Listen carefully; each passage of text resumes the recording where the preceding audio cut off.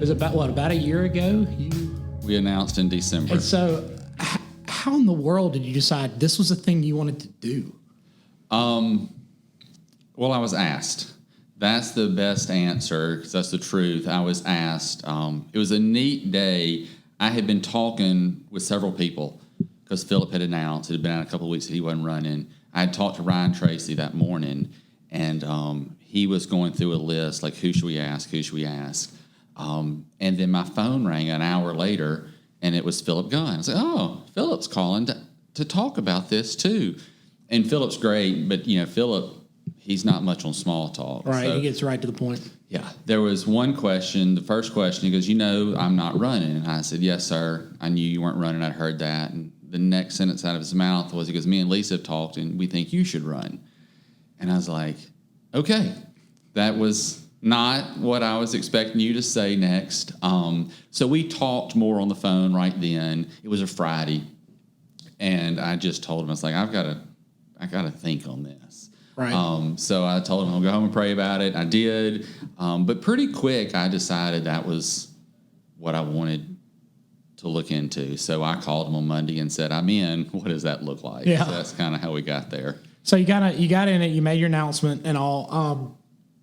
The campaign trail, what surprised you about campaigning, and do you have any fun little anecdotes from the campaign trail? Well, the thing that surprised me the most and was the hardest for me to get used to was the people that wanted to support me. And not financially, but, I mean, I had over 200 people asked to put yard signs out, which I was like, that's awesome. But then people started asking to walk for me. And that, like, I was almost like, no, that's too much. Like, that's too much. But, I mean, I had, Mark and Susan Wilson, I mean, they walked as much as I did. One, I would get hung up at a door more so than a volunteer does. I have a 15 to 30-minute conversation sometimes as the candidate, whereas a volunteer. But, I remember one day Mark texted me, he goes, I'm out. I was like, you're good. I was like, you don't have to do anymore. But, lots of people walked. I don't want to list all the rest of the names because I'll forget somebody and get in trouble. But and then it just kept on like that. Election day, I had a grid. I needed 144 volunteer hours to staff every precinct, which came in invaluable, having people there when we realized we had wrong ballots and things like that. Right. They were there to wave signs. But, there was, Dave Ellis signed up for a 5-hour shift at Wildwood. Emily Hendon worked before and after work. She worked 2 hours at Wildwood and then 2 hours, which turned into 3 because they extended the voting time at Northside.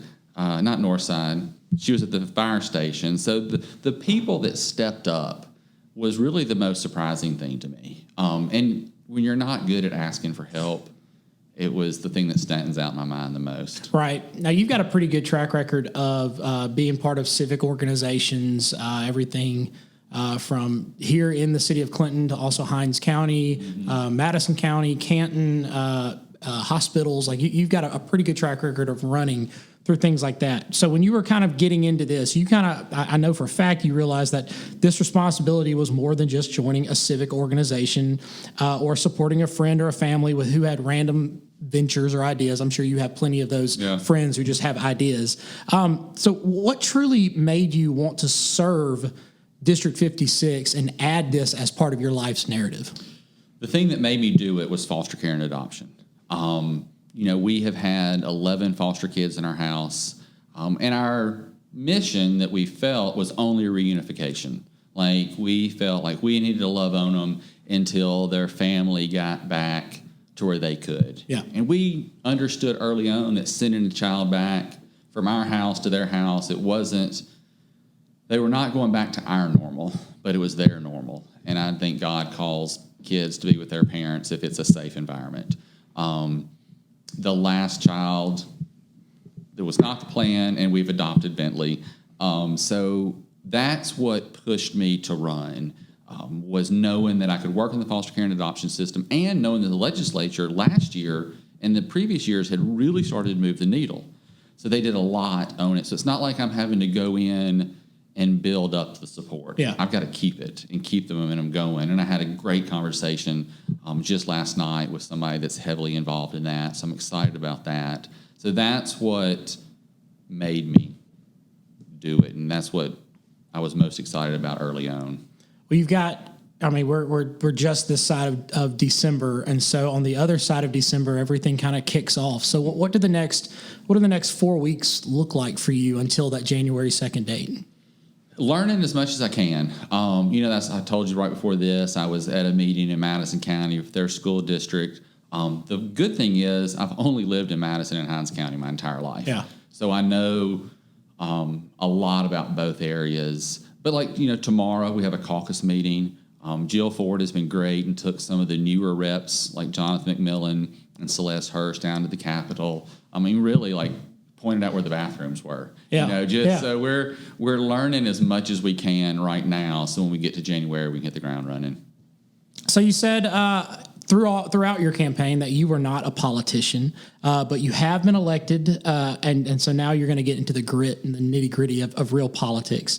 Have you thought about what you might be expecting, or do you have any anticipations of what your first day and your first session will be like? I don't. This is new for me. Yeah. Even when you pay attention to something that you're not expecting to be involved in, you don't fully understand all of it. So I'm learning as I go. I don't know what committees I'll serve on yet. I do know that living close to the Capitol is going to be making an easier transition for me, being able to run back and forth. There's guys that have to move down here. Right. They move to Jackson. Or they bring a camper and they set up at the fairgrounds. I think that sounds fun. If I was single and didn't have a children at home, that would be something you'd be camping for 3 months. So I don't know exactly what that first day and first month is going to look like. Are there any committees that maybe pique your interest, or any of your life experiences that you think and hopefully you'll get to use kind of going forward? I really want to be involved in the business world. Yeah. The more I got, like I told you, foster care and adoption, and I want to be involved in that. That got me to the table.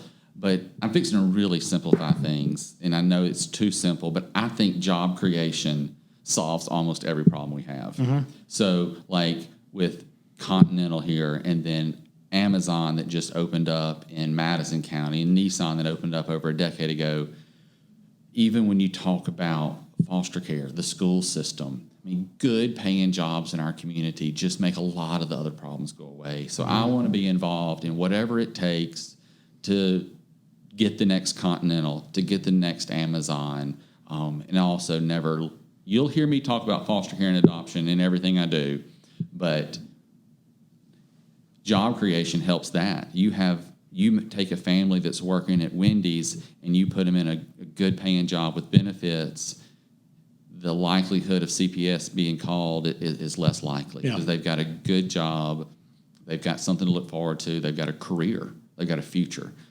So you'll hear me business-oriented 100% of the time. And like you said too, with the school system, that's where my 9 to 5 is. You get parents who are able to relax on the business side, the financial side. They can be more involved with their children inside the school, which then builds community. Mm-hmm. Absolutely.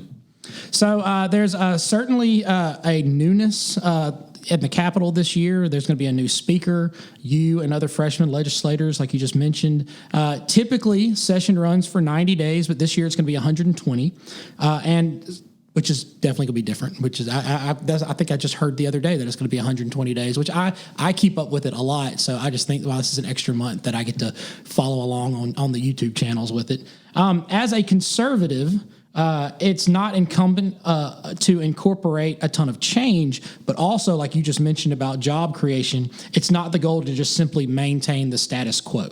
Have you received any advice from any veterans or any former representatives that you think could be of assistance to make positive change, but without just unnecessary change? Some of the advice I got early on is to go down there and don't change. Mm-hmm. Be Clay when you go to the Capitol. Yep. There'll be lots of influences on there. And past that, not so much advice, but I will be able to have so many people on speed dial. Already an issue came up that our mayor, the Clinton mayor, called me and asked me about it. So I was able to call Philip Gunn, and in a 30-minute conversation, he recapped a 20-year history of where this was. And in this particular issue, he was able to tell me, I 100% agree with what the mayor's saying. The House passed a bill, the Senate didn't. Yeah. So the lobby issue next year is in the Senate. So I was able to call the mayor back, and it was a good, although I've had the relationship with the mayor for a decade, this was a good relationship as an elected official to an elected official saying, Yeah. I've researched this issue, you're right, and here's your next step to get it passed. So I think that will really serve me well when I get there. So once it all kind of kicks off in just over 30 days, some of the front page issues that have been circulated during the campaign season have touched on healthcare in Mississippi, education, funding, and of course the income tax. You'll have to vote, and you'll have to make a stand on one side or the other of all of these issues. So I'm not going to ask you to tell your stance right now if you don't want to, but rather I want to ask you this.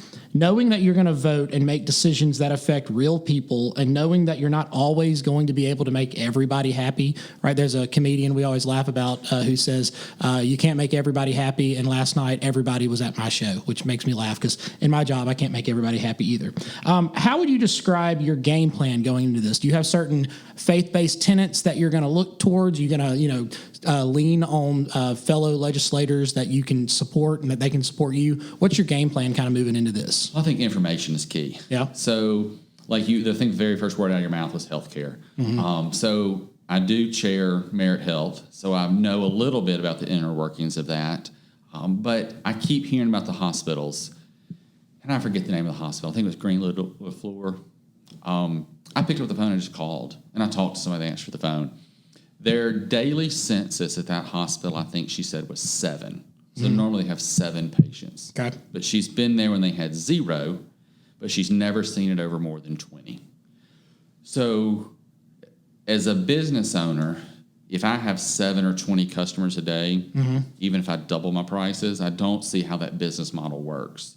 So I've got to learn all the ins and outs of it. And one thing I learned, and I don't want to quote it as truth, but I think that a hospital can't be a hospital unless it has all the pieces of the puzzle. Okay. So what are the chances of getting a rural hospital to have all the pieces of the puzzle that are going to make you want to go there? Right. What if you're visiting there for Thanksgiving, you're having a heart attack? What are you going to tell your wife? Right. Get me to Jackson. Right. Get me to Jackson. So what we've got to do is we've got to look at the laws that make sense to give the people in that rural area the very best health care.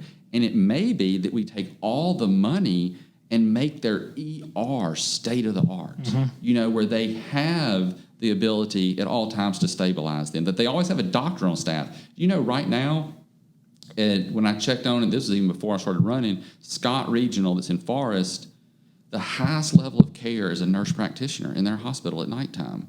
There's a doctor on staff less than a third of the time. Yeah. So people don't realize that. They think we have a hospital, that we've got a cardiovascular surgeon and all this, and they don't have it. So let's use common sense to get the best case scenario. Like your school districts, excellence is the only option. Well, that should be the case for a hospital. Yeah. If it's reality that they cannot have cardiovascular, neonatal, figure out what they need in their ER to stabilize them and get them there. So you've got to figure out common sense, use the information that's there, and you may have to not. I get why you want a hospital in your Right. If it's not going to be good, make what's there is great, and it's going to be a great ER. So you got a lot of friends here that you've talked about here in Clinton and in Hinds County that have supported you through this whole thing. If your constituents want to get in contact with you, how will they be able to do that? Well, I don't even have an email address yet for the official office, but I think you can pick up any number of a bajillion newspapers around town, and my contact information's in there. We have an official website. It's just claymansell.com. That was my political during the campaign, so they can go there. They can call the office. But I will, because of the newspapers, I will probably be the easiest person to find ever. Always. And they have a switchboard at the Capitol too that takes messages. I think it'll be easy to find me. So kind of going out to kind of close out, is there anything that you would like to just kind of wrap this up with a bow? Again, we're on this side, the anticipation side of your first session. Is there anything that you'd like to tell anybody if they want to ask you questions, if they have a wondering about anything, any kind of encouragement like that? Well, like I talked about earlier, info is key. I've heard from 3 different business owners with 3 different, very specific items that affect their industry. So that's what I need to hear. Like I told somebody, or I may have done this on a live that I did, like I now represent 26,000 people. I don't know all your issues. Like if it's a business issue, if it's something that the House can fix, or the state legislature can fix, let me know about it. Yeah. Can I fix it the first year? I don't know. But if I don't know about it, right, it's not going to happen. Right. So we got to start the conversation. I was visiting with Jill Ford, who represents, she's only in Madison County, but she got the baby box pass where, if you have a baby and you don't want, you can take it to a fire station, there's a box, you can put it in, no questions asked, and leave it. She said that took 3 years. Right. So I'm a very impatient person. Right. But if I don't know it, I can't get the ball rolling. So I want people to talk to me, whether they email me, call me, text me, leave a message at the Capitol, request a meeting, especially for the business side of things. I really want to know how we make the businesses greater. How can we hire more people? What's affecting your business from not being great? I appreciate your time. Thanks for letting me invade your office and invade your Tuesday. Absolutely. Thanks for coming. I'd like to thank Representative Clay Mansell, the new elected official for District 56, for spending some time with me. You can get in contact with him through his website, claymansell.com.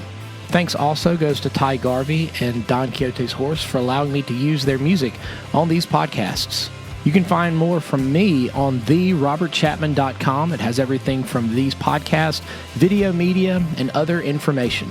If you see me out and about, please stop and say hello. Take care of yourselves, look out for your neighbor, and as always, I very much appreciate your time.